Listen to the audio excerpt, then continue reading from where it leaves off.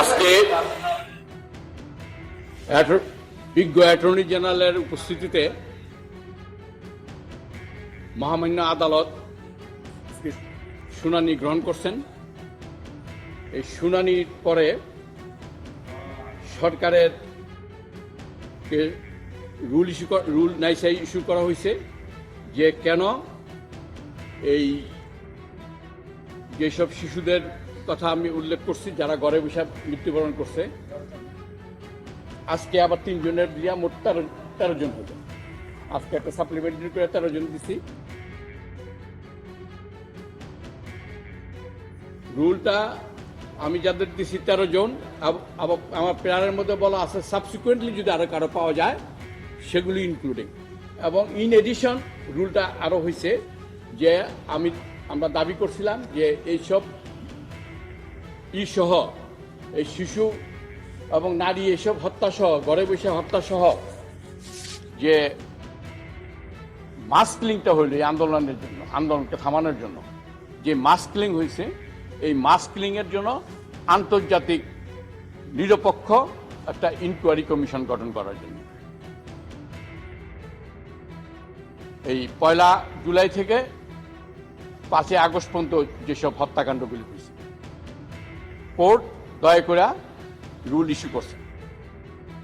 এবং এডিনট্রিম যে আমাদের প্রার্থনা ছিল ওইটাও রুল ইস্যু হয়েছে যে 1 কোটি টাকা অ্যাটলিস্ট ন্যূনতম, এখানে ভুল বুঝাবুঝির অবকাশ নাই, আমরা বলছি ন্যূনতম 1 কোটি টাকা, ওইটাও রুল ইস্যু হয়েছে।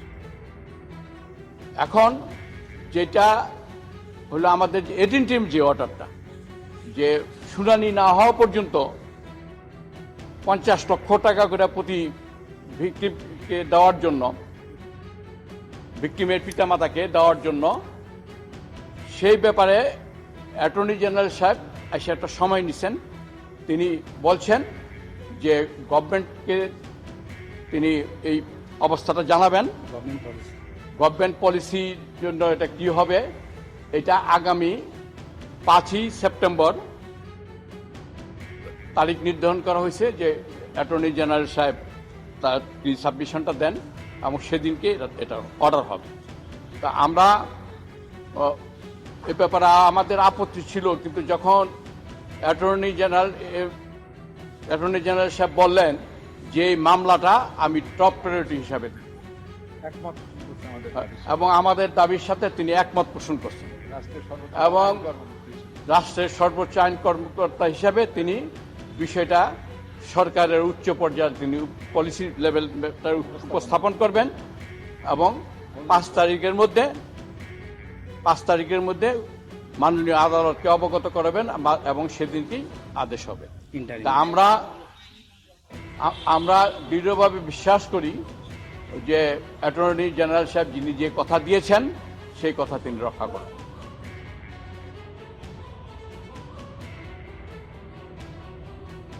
আজকে অ্যামাউন্টটা যেটা সেটা হইল পলিসি, কিন্তু এডিনট্রিম যেটা এখন টিল হিয়ারিং শুনানি না হওয়া পর্যন্ত যে একটা ইমিডিয়েট, যেটা গতকাল মাননীয় আদালত যেটা বলছিলেন যে মাথায় হাত পোছায় দিলেও তো একটা সান্ত্বনা দেওয়া হয়, ইমিডিয়েট যেটা ওটার ব্যাপারে সেটা গভর্নমেন্টের পক্ষ থেকে অ্যাটর্নি জেনারেল সাহেব একটা সময় চেয়েছেন যে তারা এটা ইমিডিয়েটলি বসবেন এবং সিদ্ধান্ত গ্রহণ করবেন।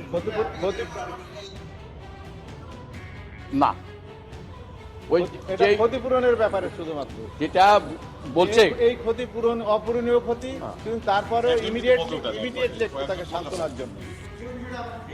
আপনি একটু সুন্দর করে বলেন, কেন আপনি তো চেয়েছিলেন এটা তদন্ত অনুসন্ধান চেয়েছিলেন, সেটা তো হয়নি।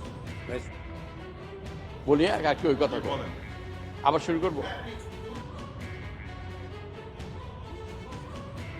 আপনারা জানেন যে আমাদের যে রিট পিটিশনের বক্তব্য এবং যে বিষয়ে রুল ইস্যু হয়েছে সেই রুলটা হলো এই যে যেসব শিশু নারী ঘরের ভিতরে ছিল, ছাদে ছিল, 8 তলায় ছিল, 5 তলার মধ্যে ছিল, তারা আকাশ থেকে হেলিকপ্টার থেকে গুলিবিদ্ধ হয়ে তার মৃত্যুবরণ করছে।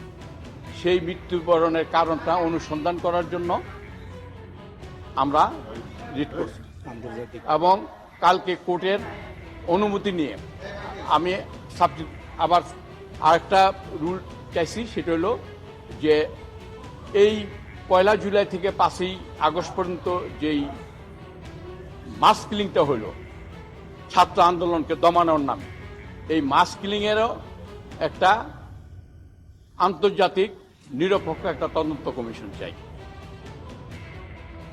মাননীয় আদালত আন্তর্জাতিক তদন্ত কমিশন সহ এই কেন এই উপর রুল দিচ্ছেন এবং শিশুদের বিষয়টা রুল দিচ্ছেন এবং 1 কোটি টাকা ন্যূনতম 1 কোটি টাকা ক্ষতিপূরণের ব্যাপারে রুল দিচ্ছেন এবং এই ব্যাপারে অ্যাটর্নি জেনারেল কোনো দ্বিমত পোষণ করেন নাই। কিন্তু আমরা রুল শুনানি না হওয়া পর্যন্ত অন্তর্বর্তীকালীন যে প্রতি শিশু এবং প্রতি হত্যার পিছনে যে 50 লক্ষ টাকা করে ক্ষতিপূরণ চাইছিলাম, সেটার ব্যাপারে অ্যাটর্নি জেনারেল নিজে উপস্থিত হয়ে কোর্টকে আবেদন করেছেন যে তারা বিষয়টা ইতিমধ্যে সরকারের উচ্চ পর্যায়ে দৃষ্টি আকর্ষণ করেছেন এবং সরকারের উচ্চ পর্যায়ে বিষয়টা পলিসি নিয়ে আলোচনা হবে এবং এই আলোচনার রেজাল্ট তিনি 5 সেপ্টেম্বরের মধ্যে জানাবেন এবং সেদিনকেই কোর্ট আদেশ দেবেন। রুলের টার্মটা একটু বলেন। রুলের টার্মটা তো যা বলছি এটা ইংরেজিতে বলবো। না কিভাবে আপনাকে রুলের টার্মটা হয়েছে যে শিশু এবং যাদের শিডিউলে তফসিলে এবং সাবসিকুয়েন্ট এফিডেভিটের মাধ্যমে যাদের নাম দেওয়া হয়েছে এবং যারা 1 জুলাই থেকে 5 আগস্ট পর্যন্ত মাস কিলিং হয়েছে তাদের বিষয়ে একটা আন্তর্জাতিক তদন্ত কমিশন গঠন করার ব্যাপারে রুল ইস্যু এবং ন্যূনতম 1 কোটি টাকা ক্ষতিপূরণ দেওয়ার ব্যাপারে রুল ইস্যু। তাকে শুধু রুলে কি আপনি সন্তুষ্ট? আমি যেহেতু অ্যাটর্নি জেনারেল বলছে যে 5 তারিখের মধ্যে তারা গভর্নমেন্ট পলিসিটা নির্ধারণ করে জানাবেন, অন্তর্বর্তীকালে কী পরিমাণ ক্ষতিপূরণ দেবেন, এটা আমি আপত্তি করছিলাম। কিন্তু অ্যাটর্নি জেনারেল যখন বললেন যে এটা আমি টপ প্রায়োরিটি হিসাবে নিলাম এবং আমরা বিশ্বাস করি যে তিনি 5 তারিখে জানাবেন এবং কোর্ট তারা তাই জানায়, সরকার যেটি জানাক কোর্টের তো একটা নিজস্ব এখতিয়ার আছে এবং 5 সেপ্টেম্বর এটা কজ লিস্টে আসবে আদেশের জন্য।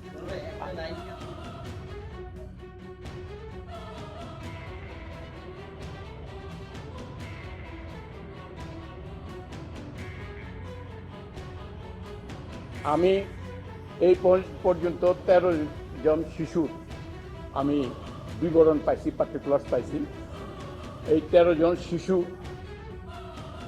সহ যারা মাস কিলিং হয়েছে তাদের সকলের জন্য আমি আজকে চাইছি, সেটা আদালত রুল ইস্যু করছেন। সেই রুলটা হলো এই যে এই বিষয়ে এই শিশু এবং এই মাস কিলিংয়ের বিষয়ে 1 থেকে 5 তারিখ পর্যন্ত যারা যে কিলিংটা হয়েছে এই কিলিংয়ের জন্য একটা আন্তর্জাতিক তদন্ত কমিশন গঠন।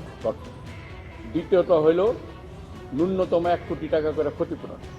আর যেই বিষয়টা পেন্ডিং রাখা হয়েছে সেটা হল শুনানি না হওয়া পর্যন্ত অন্তর্বর্তীকালীন যে 50 লক্ষ টাকা, এই ব্যাপারে অ্যাটর্নি জেনারেল যে সময় প্রার্থনা করছেন সরকারের সাথে আলোচনার জন্য, সেটা পরিপ্রেক্ষিতে আগামী 5 তারিখে অর্ডার হবে এবং আমরা দৃঢ়ভাবে বিশ্বাস করি মানুষ যে রক্তের দাগ শুকানোর বা কান্নার রোল থামানোর জন্য আদালত প্রয়োজনীয় ব্যবস্থা করে।